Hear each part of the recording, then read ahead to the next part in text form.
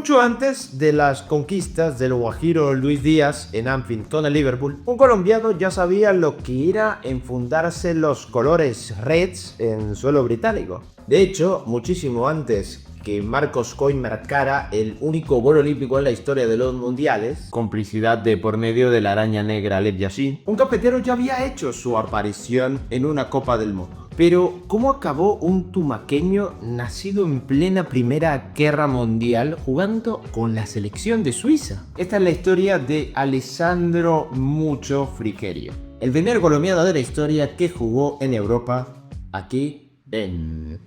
Archivo Eurolombia. Archivo Eurolombia. Archivo Eurolombia. Archivo Eurolombia.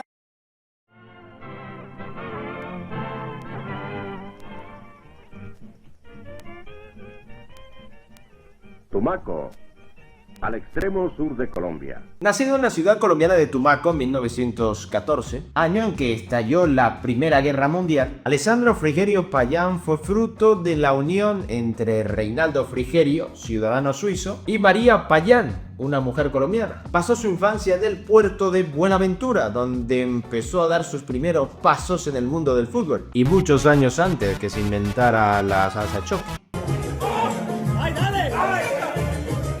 De hecho, el mundo que conocemos hoy era muy distinto en 1914. El Titanic apenas cumplía 2 años de su naufragio y por miedo irracional a las grandes tragedias, los vuelos comerciales comenzaban a hacerse muy populares en la época. Años más tarde, en una de aquellas aves de acero, Reinaldo, María y el pequeño Alex, de apenas 8 años, pondrían rumbo a Suiza. El hombre de la familia había sido designado cónsul de Colombia en dicho país, aprovechando su condición de nacional, y Alex podría entonces dedicarse en cuerpo y alma a su gran sueño de ser profesional, o de ser, simplemente, ya que el fútbol en aquel momento no era una manera muy popular de ganarse la vida. Además, debía hacerlo a escondidas de su padre, contrario a la loca idea de que su hijo se ganara la vida dándole patadas a un balón. ¿Qué pensaría si hubiera sido periodista, no? Frigerio Payán escaló en las categorías inferiores del FC Lugano, nada que ver con el defensor uruguayo, hasta tener minutos en primera división, aventurándose también a dar el salto a Liverpool, ya con un Reinaldo rendido ante la voluntad del joven. Alex llegó a Inglaterra cargado de sueños y pasó por las categorías formativas del cuadro de Anfield, que por cierto, nunca le pregunté a un aficionado del Liverpool quién jugaba en su estadio hasta 1891.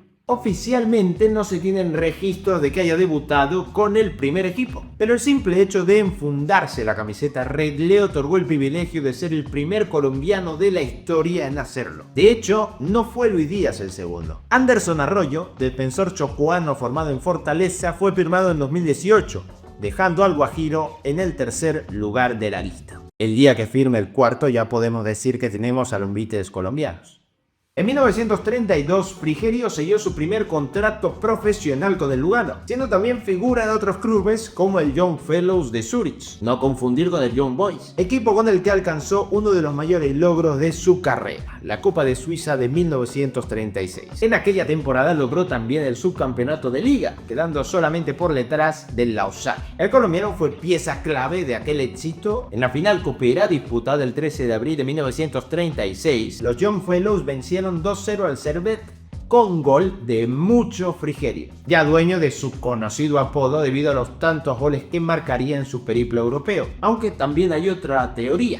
Su apodo original era Muchacho y entre una cosa y la otra mutó a Mucho. Mejor eso que el Chigüiro Benítez o el Pocillo Díaz, los motes que acompañarían a sus colegas y compatriotas años más tarde. El siguiente capítulo de su carrera se desarrolló en Francia. Entre 1937 y 1939 defendió los colores del Le Havre,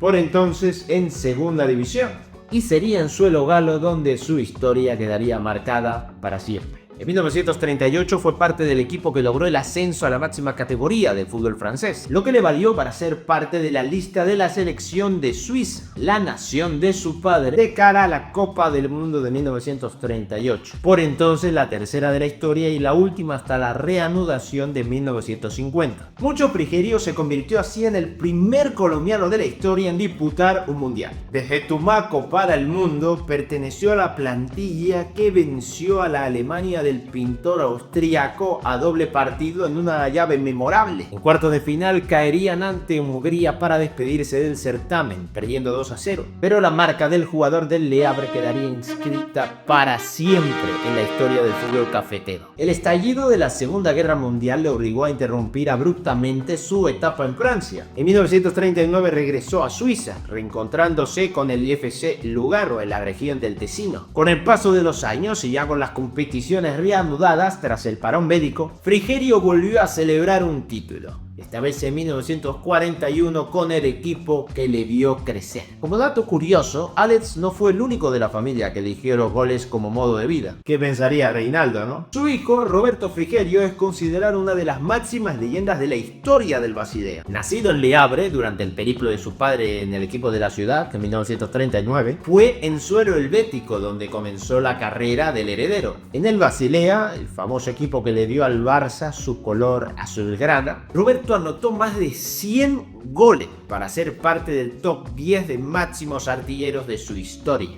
De hecho, el legado fue tal que el propio club le dedicó unas líneas en su página web el día de su fallecimiento, el 12 de abril de 2023. En aquel obituario se relataba una anécdota. Carly Obermatt, otra leyenda del club, contó que en 1967 estaba paseando por las tiendas de la ciudad y reconoció en una vitrina de una tienda musical una portada con el nombre Mockingbird, que es esta portada que vemos aquí.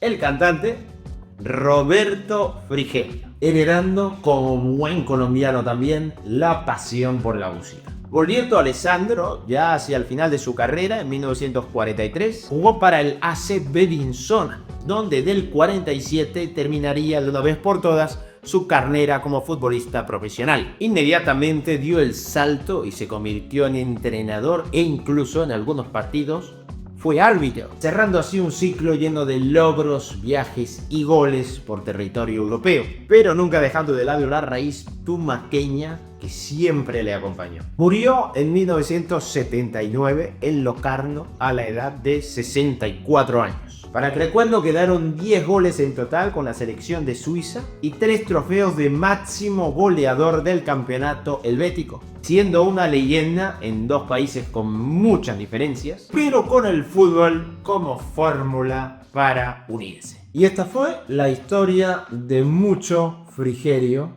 en...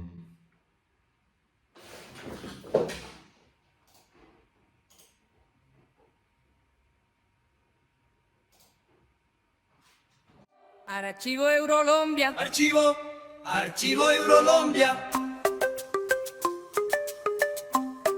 Archivo Eurolombia. Archivo Eurolombia.